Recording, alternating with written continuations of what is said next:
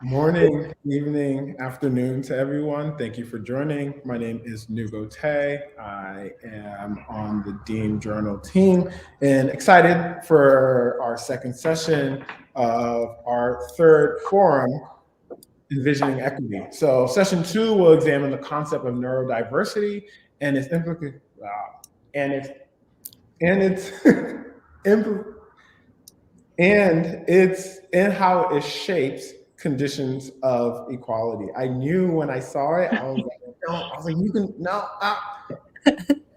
All good. All good. We're creating spaces for us all to grow. And so I'm excited to have such great guests today. I'm not going to talk that much, but we have Dr. Yewande Pearse, who will be moderating this conversation, Jess Chung, as well as Jen White-Johnson. So thank you for joining, and I hope you enjoyed the conversation. Thank you so much, New. This is so exciting. I've been looking forward to meeting you both, Jen and Jess. So I was reading your article, Jess, and then Deem introduced me to you, Jen, and then I went digging on the internet and was blown away. So we don't have long, and I hope that this conversation will continue after this panel discussion. Yes. But before starting, I just wanted to say a huge thanks to Deem for hosting these forums and for inviting us to participate. I feel so grateful to be invited into this space. So yeah, I have prepared some questions, but maybe we can maybe Jen, you could start by introducing yourself and a bit of the work that you do, and then hand over to Jezz. Yes. What's up? Hello, Deem world. So happy to be here. Quick image description of myself. For folks who have low vision.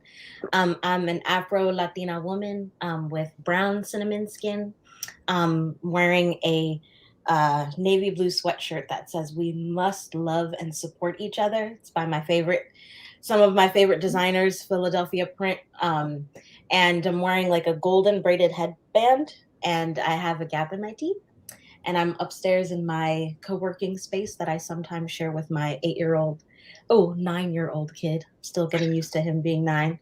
And again, my name is Jen White-Johnson, pronouns she, her.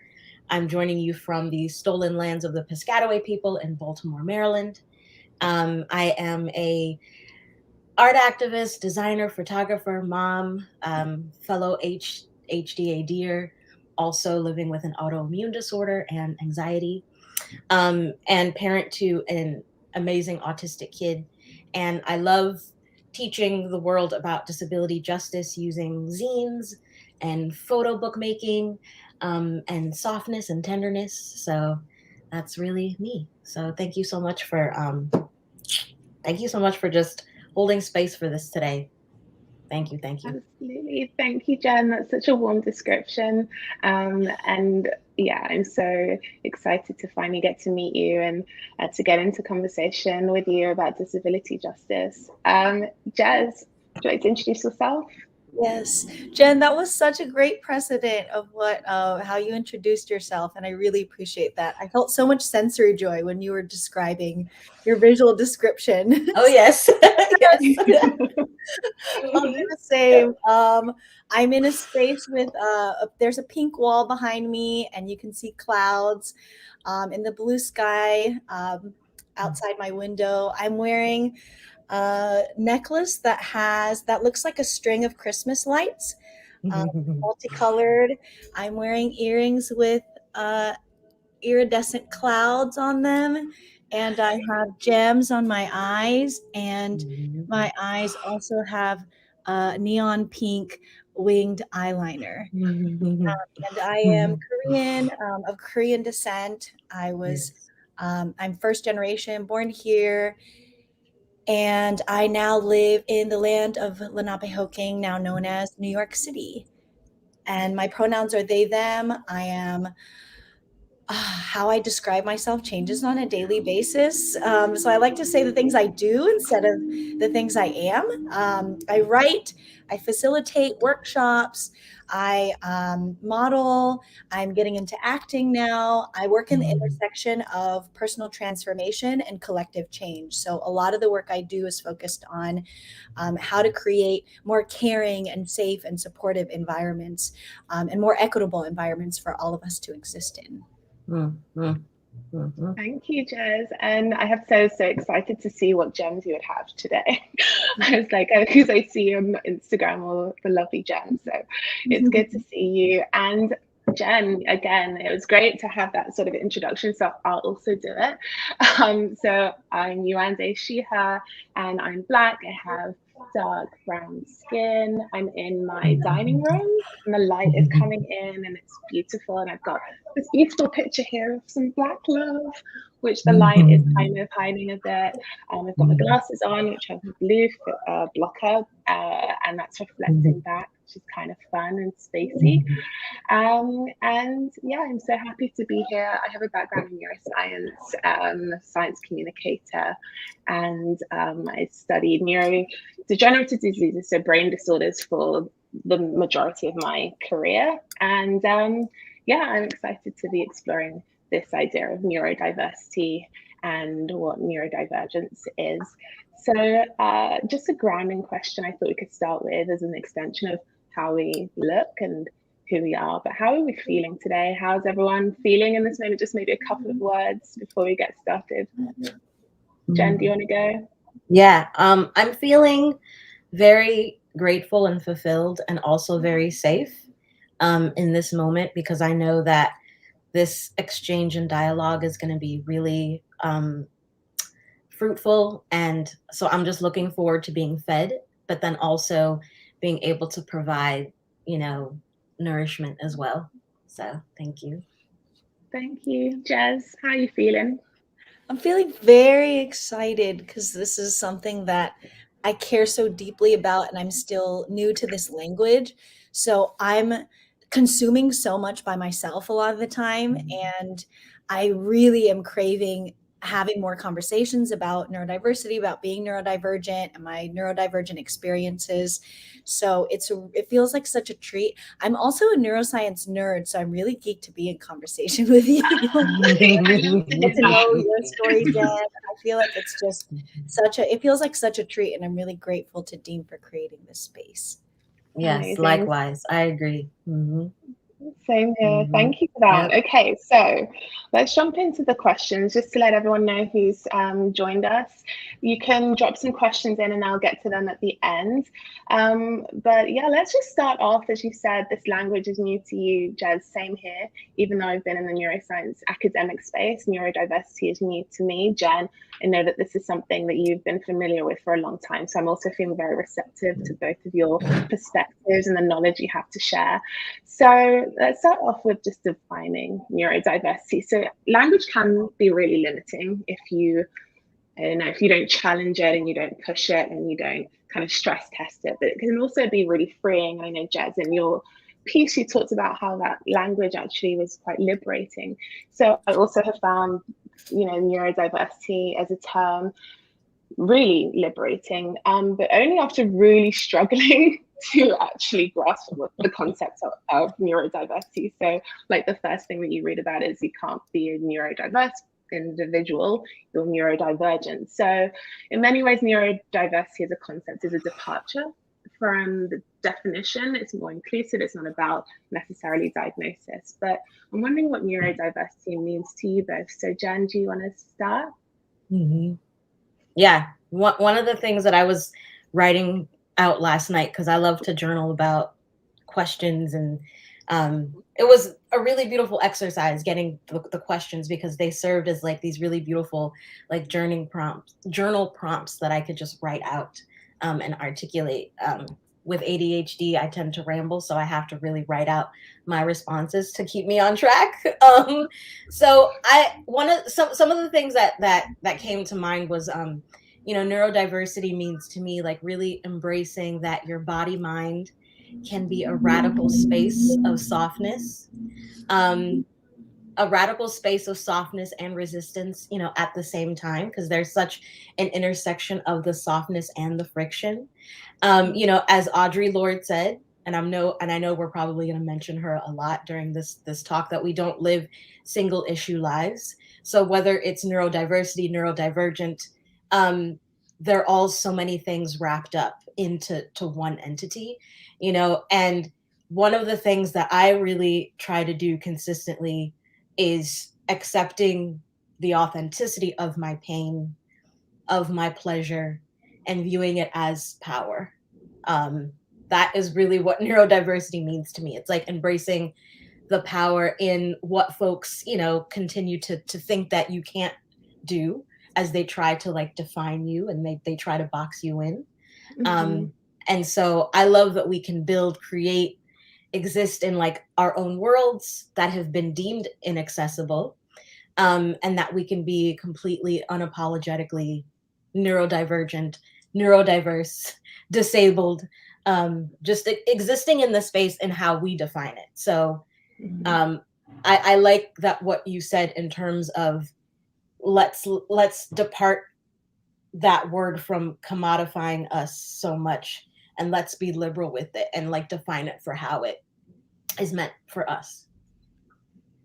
Yeah, thank you so much, Jen. That was a really great response, and so many of the things that you touched on, I think we will kind of expand on in the discussion, but just the idea of defining neurodiversity for yourself, or what it means to you, and sort of not being boxed in by traits. I think when we talk about these, and even using this language now, and we'll come to that, I guess the clinical terminology is kind of a little bit jarring, because even ADHD has the word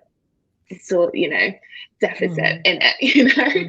So it's kind of a stumbling block. But as you say, like in a world that has all of these systems and frameworks that tell us that this is inaccessible, I think what you're saying is just so powerful. And Jezz, I'm interested to hear what you have to say, because reading your article, I was really kind of inspired by the fact that you decided to work for yourself so that you can in a way create your own rules in your own world that is, you know, warm and accommodating for you. So yeah, how would you answer what neurodiversity means to you, and the fact that this is actually new language for you? Yeah. Oh, Jen, I love what you said about pain, like finding the softness in your pain and pleasure. That's just so like, that's spot on for me. I feel like for me, neurodiversity and being neurodivergent means understanding your needs and your unique needs. And it's also very true that there are as many ways to be disabled and neurodivergent as there are disabled and neurodivergent people. And I think about it as, in short, neurodivergent and neurodiversity are cognitive differences. And it's just a fact. Like neurodiversity is a fact of life, that we all have cognitive differences. And I think it's also about challenging, and you talked about this so much you wrote about this in your piece, in your Deem piece, Yewande, about challenging what we consider normal in terms of what is a normal way for a brain to function, what is a normal learning space, what is a normal social space. And I think neurodiversity asks us to remove the idea that there is a norm, and for us to accommodate to all of our differences. Absolutely. Yeah, exactly. And I think that, I mean, that's such a good definition of neurodiversity and what it actually means, and sort of pushing against that language. But this discussion is a really good one, because I think we're going to get into like a lot of contradictions and tensions as well that I really wanted to sort of ease out with you. But what you've both described is just creating like this openness and this softness and this warmth, that I really like these words that you're describing, and asking for what you need. You know, if we're thinking about disability, like, and what ableism actually is, it's sort of not having your needs met or not having accommodations. And if we're all different, you know, differences are normal, and neurodivergence is just, you know, natural variations. Then I wonder, okay, if that's equity, and equity is all about getting what you need, how we then approach a quite difficult question, which is more about the concept of neurodivergence pushing against the disordered brain. You know, so it says that there's a normal and we're pushing against that. So how do we then kind of traverse the role of diagnosis and access to medicines, which, you know, they're a really integral part of the medical industrial complex, if you want to call it that, in achieving equity? Because, you know, what are the other ways that we can achieve equity outside of that? Because for some people, diagnosis is really important and liberating. I think both of you can speak on that.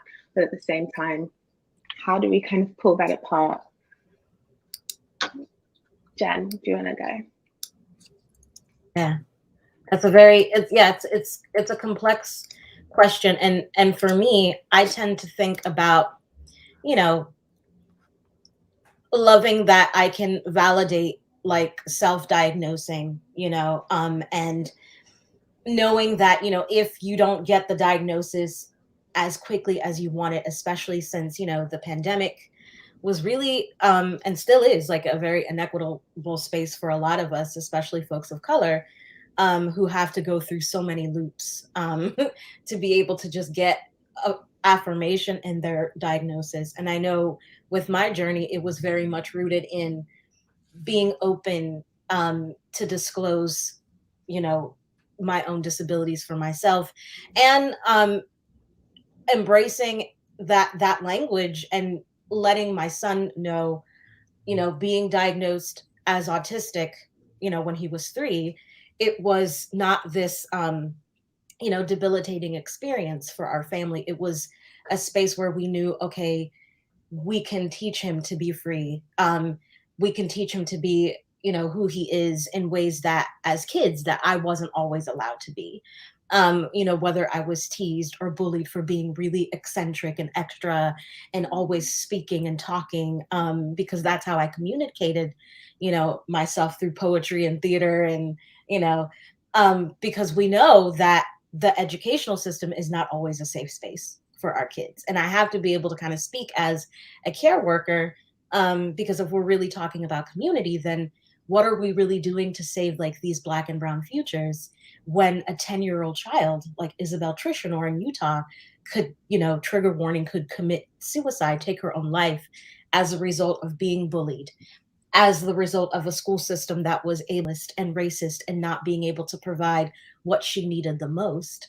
We're not really holding space for, you know, a lot of these conversations, which makes labeling and diagnoses a very, you know, hindering space almost. So we grow up thinking that we are constantly like being invalidated and that we're not safe. So a lot of the diagnoses comes from a space where either we delay it because we're afraid of the stigma, and I know we're going to talk about that a lot. And then also, well, if I'm 10 and if I'm afraid of going to school because I'm being bullied, then I'm not gonna. I don't want to desire identifying as a disabled or as an autistic person because I know that I could be bullied the next day. So yeah, a lot of it is very much framed in, you know, just how we daily take this journey. And I'm learning so much. I've learned so much about how to validate that for myself as I'm watching my son, you know, because he is who taught me to really embrace and open myself up to the whole entire conversation of disability. When it, you know, just when it came to me noticing so many similarities between the two of us, and knowing that if I don't validate some things and if I don't really uplift my own disabled journey, then where does that leave him? And where does that leave so many Black and brown kids that are disabled? Yeah, thank you, Jen. Absolutely. I like what you were saying about that validation and that link to diagnosis and how important that is, but how diagnosis can be a label and then how that labeling can lead to bullying, especially in school when you're young and you're only just beginning to kind of understand yourself. And I think, Jezz, in your piece you were talking about, and in your introduction, you said that you change how you describe yourself all the time. So for a kid that has a label and what that implication is, I think thinking about this conversation of diagnosis and validation, but then how that translates into a lived experience, and then what that means for equity, So maybe sometimes for people, diagnosis, or for kids, diagnosis means getting the care that you need within school, and it's access to care.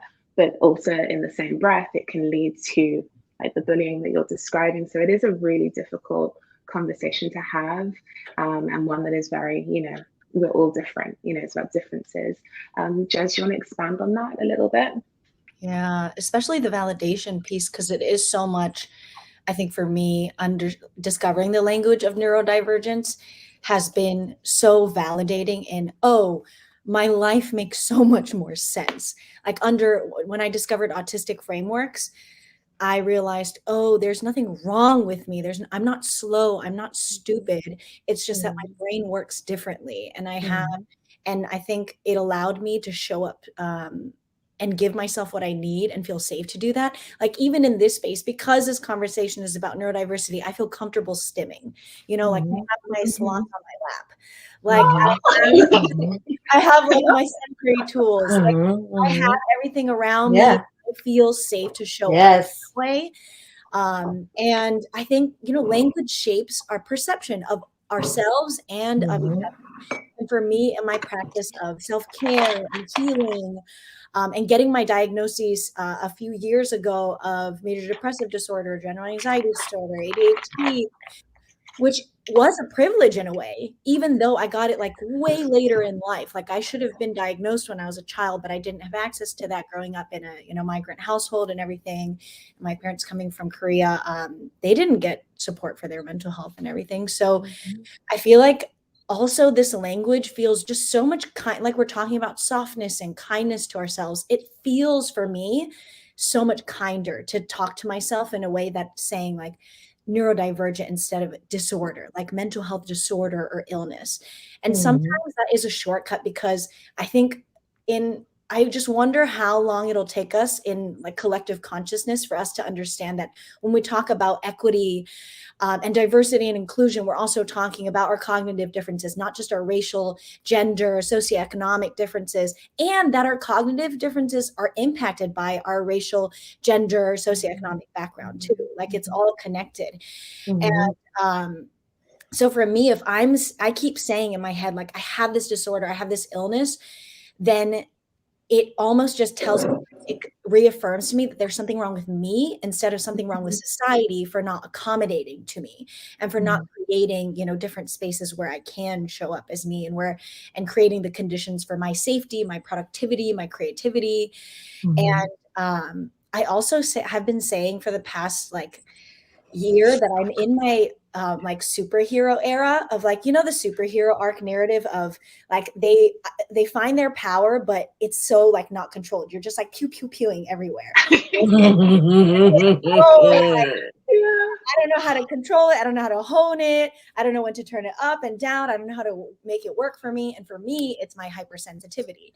That's like at the root of my neurodivergence, and I am being autistic and everything. And so learning this language has helped me kind of own that like superhero quality and understand that this is something that I can work with and not work against. And yeah.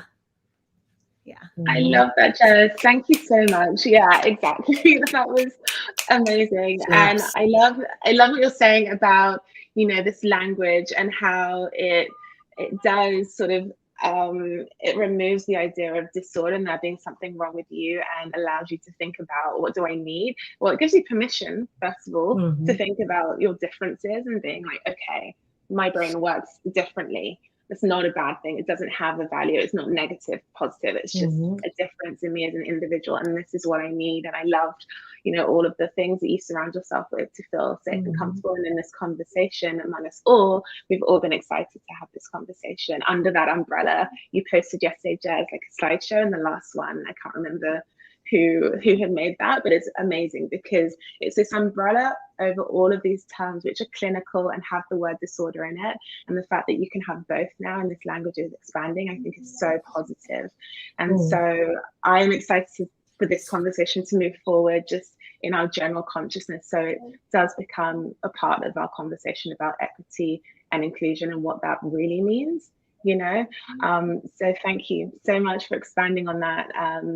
I wanted to move actually now into talking more about learning and community.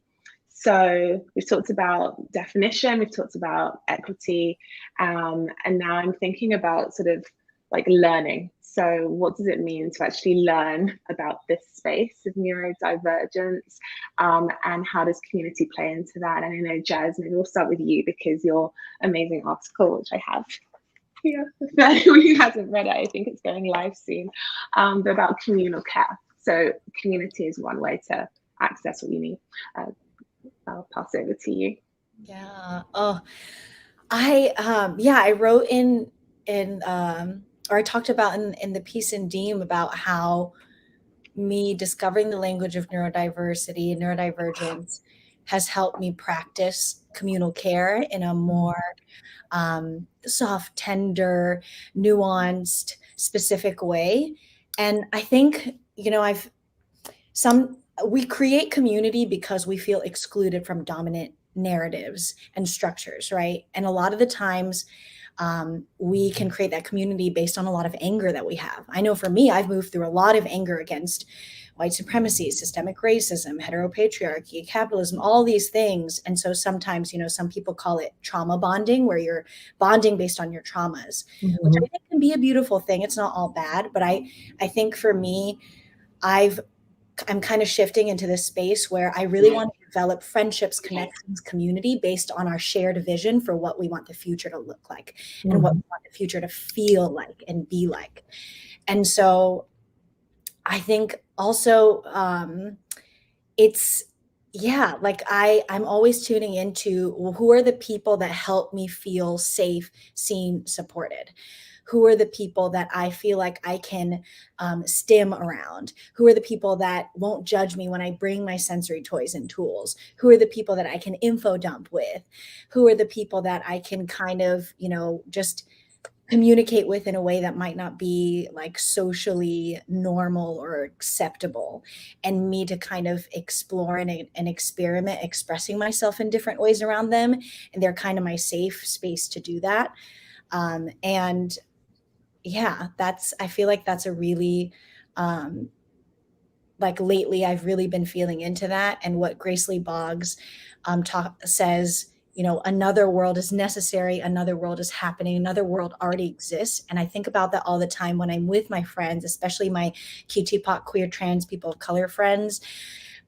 When we're together, it just feels like we're creating this world, and I get a glimpse into, oh, this is what the future can feel like. And then when I'm on my own, I kind of feed off, and that's like my fuel to keep working and keep dreaming and keep going, because I know what it can feel like. Like I have that concrete possibility somatic in my body. Like I know what the future can feel like. Yeah, thanks, Jezz. I love that sort of your description of going from this kind of like the trauma bonding, because there are lots of things to be angry about. Lots of things to be angry about, but sort of transitioning into this space of kind of actual genuine sort of freedom to kind of move through the world and like you're saying, information dump and have this community, I think is really important, especially when we're talking about this particular space, which is quite new.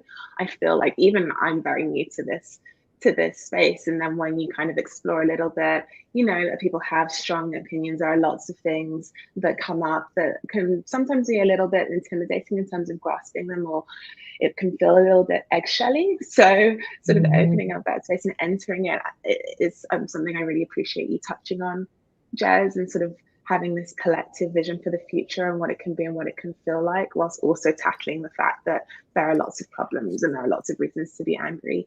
So Jen, I'll ask you the same question, but I'll define it a little bit more, which was, I know that you're particularly active within sort of the neurodiversity, disability justice community, social justice space. So what are some of the really key learning points for someone who you think is new to this conversation?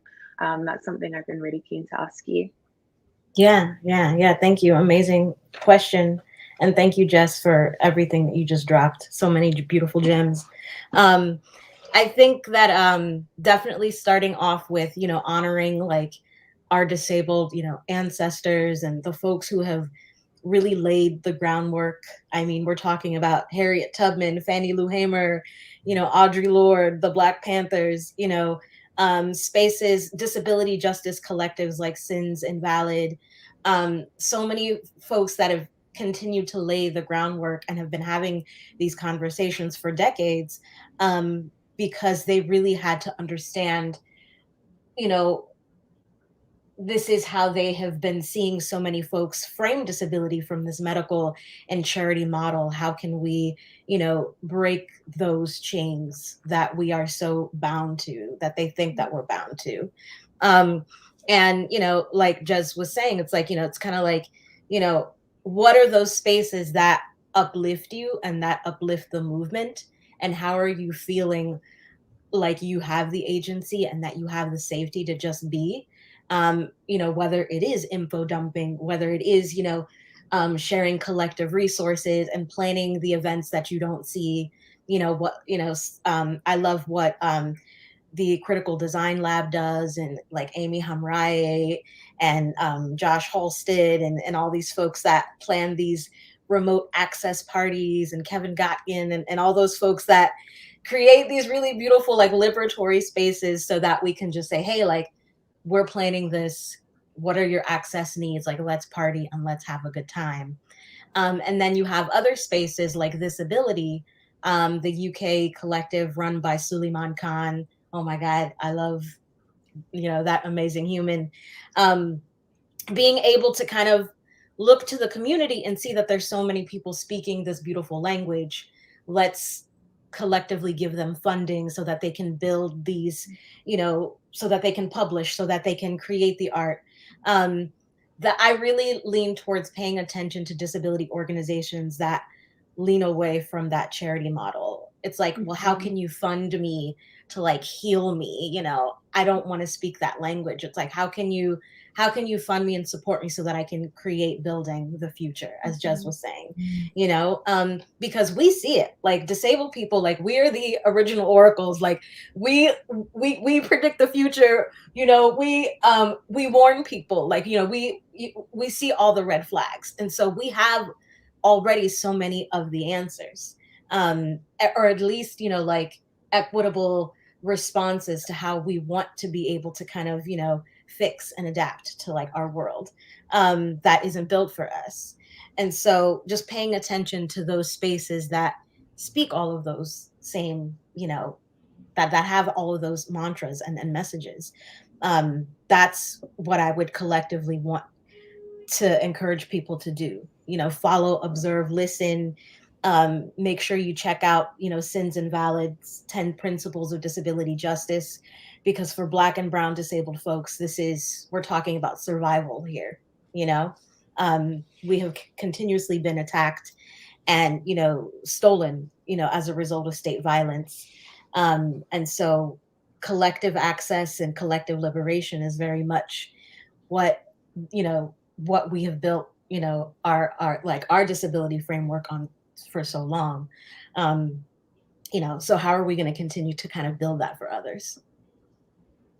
Thank you so much, Jen, for speaking on that. I really just wanted to uplift what you were saying about how sort of disabled people, the answers lie there, and that listening to those voices, it means equity for everyone. It should start there. And that was when I was writing the piece for Deem, and that was one of the things that I kind of really sort of was such a gift to land on when I was looking for answers in thinking about the way that science is conducted and who we should be incorporating into the conversation. So thank you for that, because I think the lived experience and that knowledge, and that, as you're talking even about that ancestral knowledge and disability within the science space, this is just my own personal feeling about it, and why what you've said resonates so much, is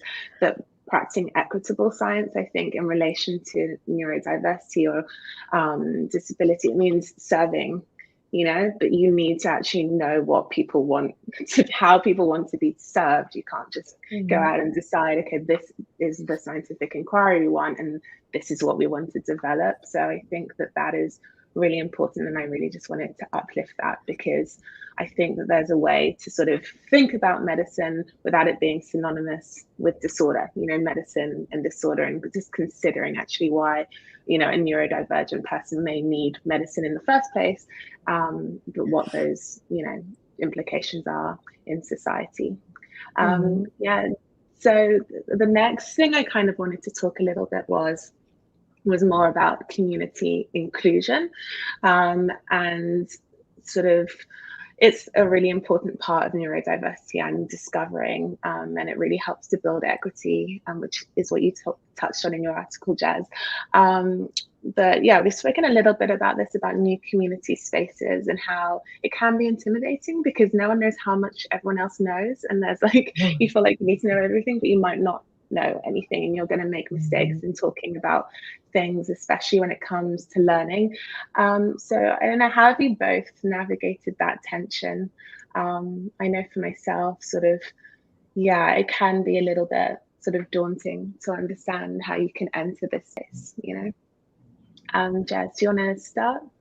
Yeah, Jen, I almost cried when you were talking because it just felt so validating, and all the resources that you were sharing, I'm going to rewatch and like write all of them down. And I'm just imagining all the people watching who are getting access to that information. And I think of information as a form of access, and access as a form of equity. So anytime we're like sharing this information about where you can find disability justice communities, disabled communities, it's so important because, you know, to answer your question, Yewande, I think the flip side of that is, in what ways have I excluded myself from this narrative because I thought I was not disabled enough or neurodivergent enough, and I've thought about that like for so many of my identities, like, am I Asian enough? Like, am I, you know, like queer enough? Like we think these things because we think there's, you know, a model of being non-binary or queer or femme or, you know, Asian or whatever it is, but there isn't. And I think like some books that really helped me is Alice Wong's Disability Visibility, which is just first person narratives of disabled people across the disabled. And then yes, there it is. Yes. And Demystifying Disability by Emily Ladeau. And then yes. Oh my God, yes. I love it so much. Good. Yes. And then Care Work by Leah Lakshmi Krishnasamar-Singh. Yeah, I have that one downstairs. Yeah. And then this one too, Crip Kinship.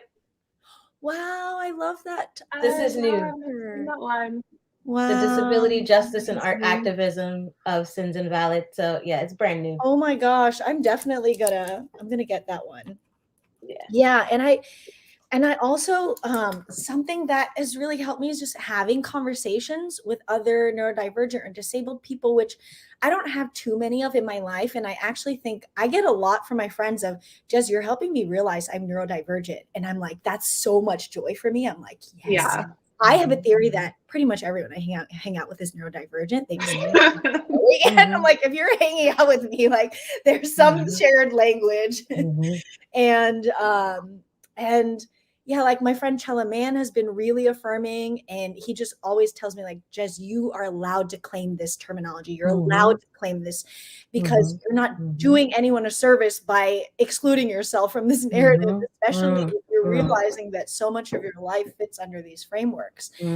And I think a huge message that I always say too, that I learned from at Lived Experience counselor who created that last slide of the umbrella terms, is that self-diagnosis is a valid diagnosis. And you said this earlier too, Jen, self-diagnosis is a valid diagnosis because especially with being autistic, most of the research is done on young white boys. So if you fall anywhere out of that category, which I do in every way, then none of the research is based on your lived experiences. So that's why for me, looking at hashtag neurodivergent and hashtag actually autistic has been my biggest resource, because I'm finding information that I can't find on Google or Wikipedia, and maybe some even in some academic journals, because these are people saying like, this is what I experience, this is what I go through. And then like Instagram graphics, like visually for me, it's just so nice to see it. And that's why, you know, in the Deem piece, I shared my charts.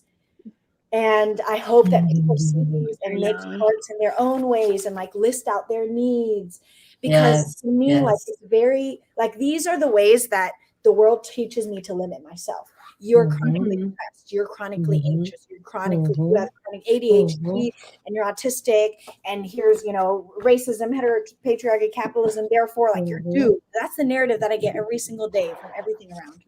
I want to empower this. And then the other side of this chart is me empowering myself by understanding, again, my needs. So like self-diagnosis is a valid diagnosis. The term neurodivergent is something you can claim if you feel called and compelled to it. And your needs are so valid.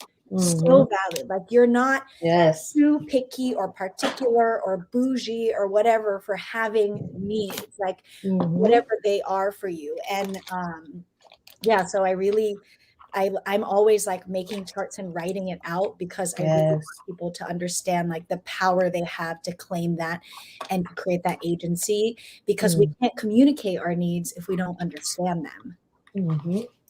Oh, 100%. Oh my goodness, that was so energizing. I love everything that you just said, and I love that everyone who's tuned in, I think having that validation, understanding that neurodivergence it's inclusive. Like diagnosis, great, it can be a privilege, and you can sort of talk about having access to that, but without that as well, it's also valid. And I love that you pointed out sort of within the scientific realm where these things actually live, like, yes, it is very homogenous. So if that's the sample that you're studying, then what does that actually mean for the lived experience? And one thing that I am such an advocate for is you have to have like this collective endeavor with science, and also people and their lived experiences and the expert opinions that they have through understanding themselves, which is why I love the chart so much, and how you lay it out and your needs, and how someone reading that can also, interestingly, that's how I actually ended up writing this piece, talking to an artist friend of mine who made a zine about ADHD, and even having been in neuroscience for so long, my idea of what ADHD was and what it actually is, and now all the conversations I've been able to have has completely kind of changed my world in many ways. So thank you for saying that. And actually, just with the last few minutes of these questions I came up with before we sort of dig in, see what other people in the chat want to kind of find out. So you've both touched on creativity and creative processes. So I wanted to sort of ask a couple of questions about creative process and neurodivergence. And you both use creativity as a tool, but you also, I guess, I don't know, express how your neurodivergence and creativity come hand in hand. And like you're saying, Jezz, earlier, it's like a superpower. So yeah, I've heard a lot actually about how you can think of neurodivergence as a superpower, but many of the professional and social frameworks, and we've talked about this a bit already, they kind of fail to accommodate that. So how do you feel about, you know, neurodivergence being described in this way, and how do you relate to this paradox, Jen? I'll hand it over to you because I don't think you spoke on that. Yeah, I'll keep it quick because I really want to show some artwork too. So. Oh yeah, please. Thank you, Jess, for all of that. Thank you, yes, thank you for all the amazing charts and all these, just the doodles, because that is really where the magic happens. And I love that you lean on that so much. And in terms of this, you know, just the superpower element, and this is something that I mentioned earlier. I feel like, you know, we come from a long line of superheroes, you know, like Harriet Tubman, you know, Fannie Lou Hamer, like those are folks that have been able to just be so empowering. I mean, you know, centuries later.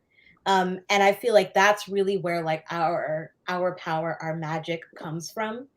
our indigenous ancestors who, weren't always celebrated for their disabilities and for, being epileptic or having, polio or being abused and suffering from so much mental abuse, which is what, and physical abuse, which is what, Fannie Lou Hamer had to endure with,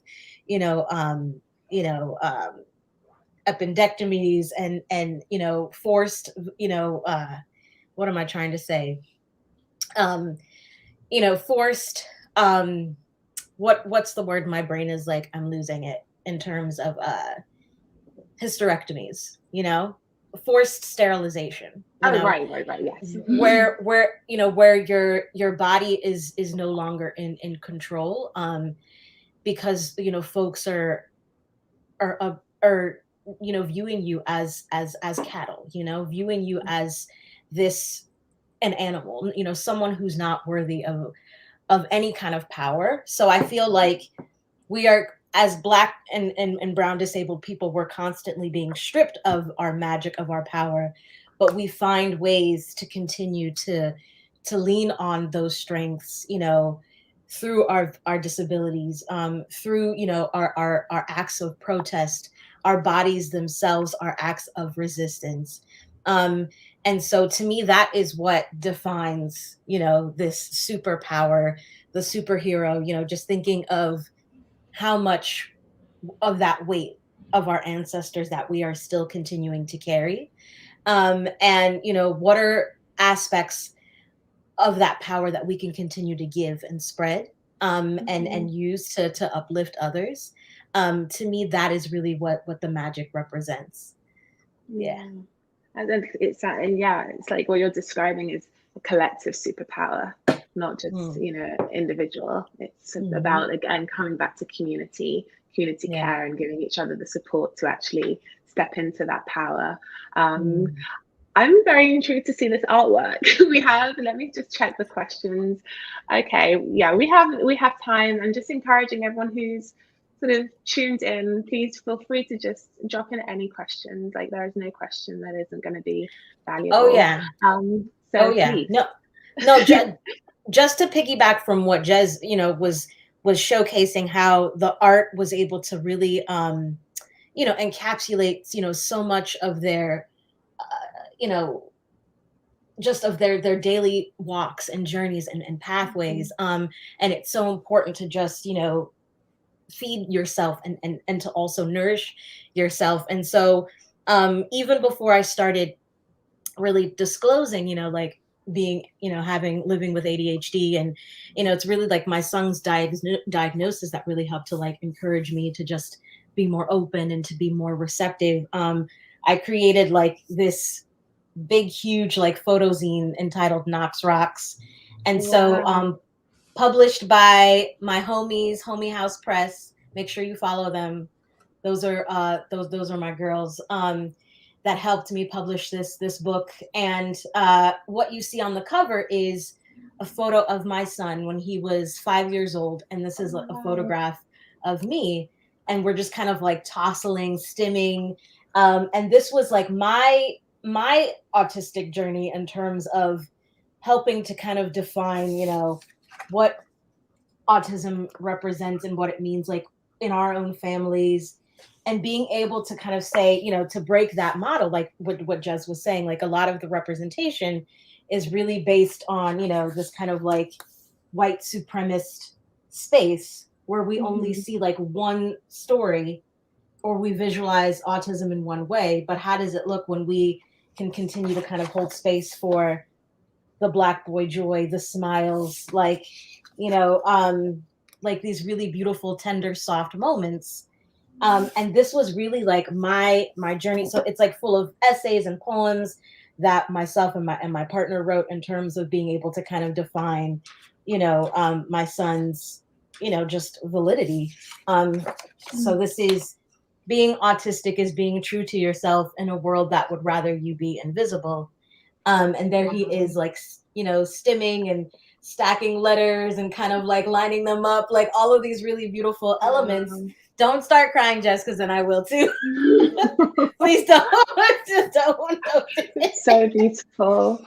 and we open up the zine with like this manifesto that says, you know, where every family's experience is different, but the commonality is that our children are not burdens, and that did not ask for any of the challenges that they face. They depend on those who love to equip them to be successful and to reinforce the fact that they are incredibly special and do not need to be fixed. And these are things that aren't being said enough to our kids. And if we're really talking about collective care and collective community, who is it for? You know, who, like, what futures are we really trying to save and to build here? And as Jezz was saying earlier, we need to build that future because we already see it. We've been seeing it. So how are we going to define what that future looks like for us? And those are questions that we use with doodles and zines. And this is another zine that says Autistic Joy. This is like a little zine that him and I designed together. And this was all created through the pandemic as he continued to grow. And then when, you know, we came up with like little phrases, believe in the freedom of being you, just little things, little messages of validation, doodles and things. And so these are some of the little visual explorations. And then it like folds out into like this little fun, little like digital collage, like on the back. So these are like our little kind of like artistic nuances and journeys that we take together to kind of help define that freedom. This is like our liberatory practice. So I feel like the way that Jezz, the way that you use doodles and visual poetry and so much, like, it resonates knowing that there's so much validation with the art that we make, the journaling. And I would say lean into that, like have fun with that, because that is, again, like where the superpower lies, where the magic lies, and all of these little intricate vulnerabilities that we want to like share with the world. So, yeah. Wow, Jen. I'm just imagining if I had that when I was a kid, or even a few years ago. I think it's so beautiful that you're creating that and like setting that precedent of like, you are validated, you are powerful, you are important as you are, because that's the foundation then. Because for me, I didn't have that with my family, and I still kind of don't. So, you know, I find that in chosen family and in friendships. And I just do a lot of self-validation that way. And I think that has become one of my superpowers. People always tell me like, Jezz, you're so self-aware and you're so vulnerable and honest. I have no choice. Like, I have to be. This is my survival. My art is my survival too. And it's also, I want to quote something that Yewande wrote in the Deem piece that kind of is alongside what you were saying, Jen. It says, you said, whenever we associate a person's ability to function with their inherent worth, we run the risk of finding ourselves perpetuating Father of Eugenics Francis Galton's idealized, fantastical construction of what it means to be a useful human. It's like all of this artwork and all of this like mind mapping and all that is telling people like, it's not, I mean, it's also like divesting from capitalist thinking. Like, it's not about being useful. For me, it's about being expressive. Like, I want to see you express. Yes. I want to connect with like the most honest and true version of you. Yeah. And absolutely. Yeah.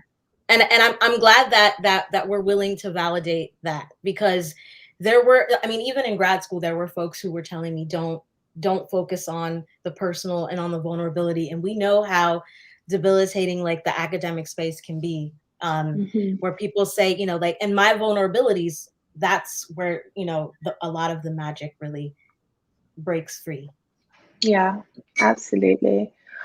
Wow, gosh, I just wanted to like hold a little bit of space for just what you both shared to just settle. Like, that was just so rich, and just thank you both for sharing that. And Jen, that magazine, and sort of, I think, centering joy in all of this is just so key, and it's like a celebration, and there's joy in it, which I think is really sort of what it should really be about. So thank you for that. So we do have some questions, so I'm going to move into those. Let's see. Okay. Okay. Right, we've got 5 questions. I want to try and answer them all. So just to give you a little idea of how much, got like about 5 minutes. So, okay, so here's a question about maybe just briefly, Jezz, you already shared about this, but your diagnosis journey. I know you spoke, Jen, about how impactful your son and your relationship with your son, how much learning you did through kind of understanding your son better. Do you want to just maybe answer that? Is for me? Yeah, I'm asking you about your diagnosis journey. Okay. There's a question about that. So my diagnosis journey is still a journey. And I've lived with an autoimmune disorder, so thyroid disorder, since I was 21. And that caused a lot of anxiety and a lot of ADHD that I didn't know that was kind of like ruminating. And so my body was like really resisting a lot of labeling and a lot of like defining. So I'm still on that journey of being diagnosed with ADHD. And the self-diagnosis is what has been carrying me through for like the past, like since grad school. So that's 10 years is when I finally started to like recognize and validate some of those experiences. And it really took me the pandemic, which is what a lot of people like finally decided, I need to like figure this out. I need to like get it together and I need to start affirming some things. And so general anxiety disorder, finally taking anti-anxiety meds, trying to kind of control like my sporadic brain. That's really been my journey. It's like learning how to kind of like exist in this body, dealing with like metabolism and dealing with, the lack of resistance, chronic fatigue. So a lot of that has kind of, that's been like the space where I've been existing since I was 21. So that has, so it's like, once I felt in control of like the soul, that's when I was able to really say, okay, like I'm open to medication. I'm open to kind of deciding like how I want to kind of like exist, like hormonally. And, I'm a woman in her 40s, I'm 41. So it's like you start to get more honest about deciding to kind of move forward with that type of delivery. So just know that the journey is like ongoing. Yeah. Thank you, Jen. Thanks for sharing. Really, thank you for sharing that. A question that has a lot of people have flagged, so I want to get to, is how do you safely advocate for neurodivergent needs in a workplace with colleagues, supervisors who uphold overwhelmingly neurotypical capitalist working culture standards? Wow, that's an amazing question, because this is a great space. We're being very free about this conversation. But in the real world, going out into the world, not everyone is where we're at. So please, Jezz, do you want to start? This is a great question. I know. Like, that's why I quit my job. Yeah. I remember that in your article. Yeah. I think to put it like the most succinctly and digestible way I can put it is, think about sensory input. Think about like, what is the environment? What does it smell like? What does it sound like? What does it feel like? What's the temperature? Like, for me, it was always freezing. That was so loud. So when I was in, and I worked at like 2 of the most like demanding ad agencies, because my overachieving ass was like, oh, I'm just gonna go for like the top jobs in advertising. So I was at 2 of the most demanding advertising agencies, working like wild hours because I couldn't function until everyone left the office. So I would start my work at like 6 or 7 p.m. and then stay till like midnight, 1, 2 in the morning sometimes. So sensory input, like think about, if there's like music bumping, that's sometimes like part of the company culture, and that can be great for some people. But is there a space that can be more quiet?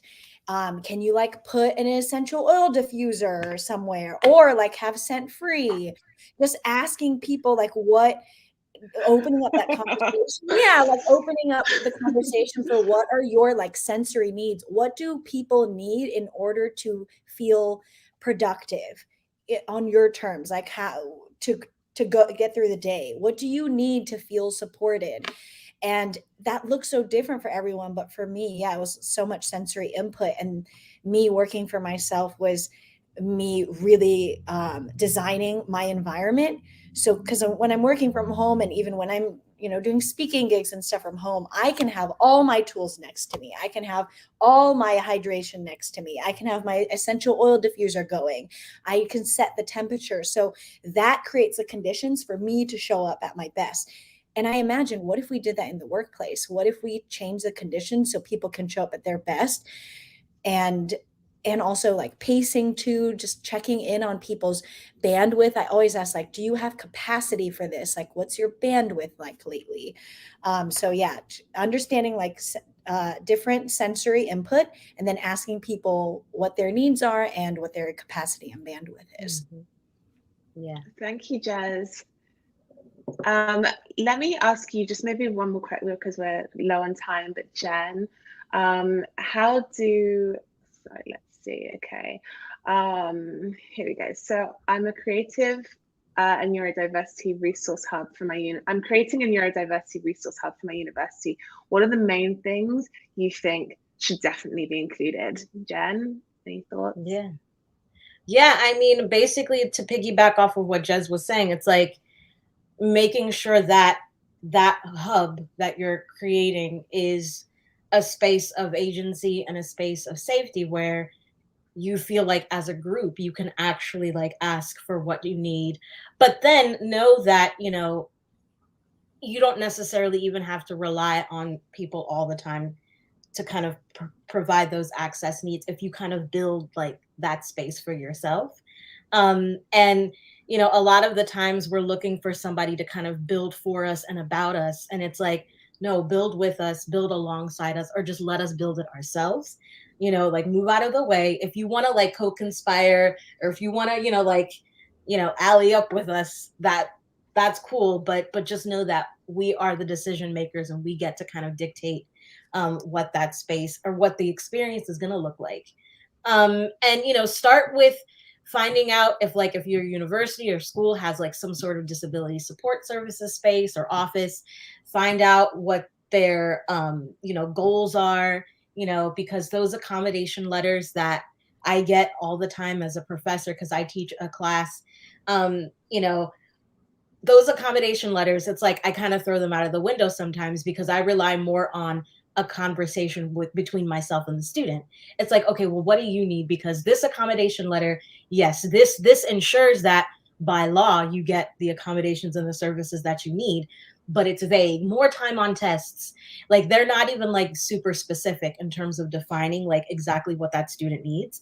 So just encouraging the students and that collective to be more open to having discussions with their professors, with their advisors about, hey, professor, like deadlines and certain things are like, can I have an extended time? Or as Jezz was saying, it's kind of, I can't really stay on screen for 2 hours. Can I like meet with you one-on-one, like during your office hours to get a little bit more, like to have more dialogue about this assignment. And that's what, if the professor really cares about your needs, like they will make that time for you, and hold them accountable to that. I think COVID taught us a lot about, the whole educational complex and what needs to change and what, students and staff and faculty, what we have to continue to hold space for and what we have like the ownership to ask for too, because it is the law. It is the law. You have to get those accommodations and you cannot be discriminated against for asking for those accommodations and for those needs to be met. So you can hold folks accountable.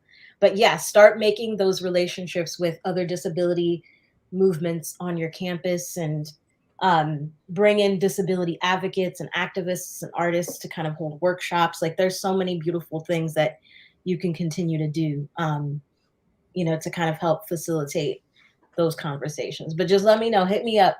So. Thank you so much, both of you. Those answers to those questions are so great. I don't know if you consent to it. There were more questions, so if you wanted to, Jen, you just said hit you up. What's your Instagram handle? So for anyone who didn't get their question asked. Yeah. So yeah, my Instagram is at JT. So the letter JT KNOXROXS. So at JT Knox Rocks. If somebody can drop that in the chat for me in solidarity. Yeah. Perfect. Thank you, Jen. And Jezz, if you consent to that as well. There are some more questions. If anyone wanted to reach out to you, would you be happy to share your Instagram? Yes. I'm at Jezz Chung, JEZZCHUNG, just my first and last name, on both Instagram and Twitter. Perfect. Oh, thank you so much, both of you, for this conversation. I feel like it just fed me so much, and I really appreciate sharing this space with both of you and feel like we're all together in this community, you know, and it's just the warmth that we've had this conversation with just is so wonderful. So thank you again for your participation. Thank you so much. Thank you so much. Beautiful. Jezz, you weren't the only one who was crying. I was here. I was like, I just want to give a special shout out to everyone who has joined us. Thank you again for making this session so special. Thank you to Pro Bono ASL for providing the ASL support. Thank you, Jen, for being so vulnerable. Thank you, Yewande, for being able to lead such an impactful conversation. And thank you for Jezz for bringing your entire self to this. Yes. And I just want to close out by saying that this is our second session in a 3-part series. Next week, we focus on motherhood and how motherhood, equity, interchange, interact, and really start to shape and inform each other. So I highly advise for you to join us there. And if you want to continue this conversation, please feel free to hop over on any of the social channels that were just provided to you, as well as our social channels. Check out the Yewande piece, check out issue 3, and we will all be in community. Yes. Yes. Thank you again for making this happen. Thank you. Yeah, my dear.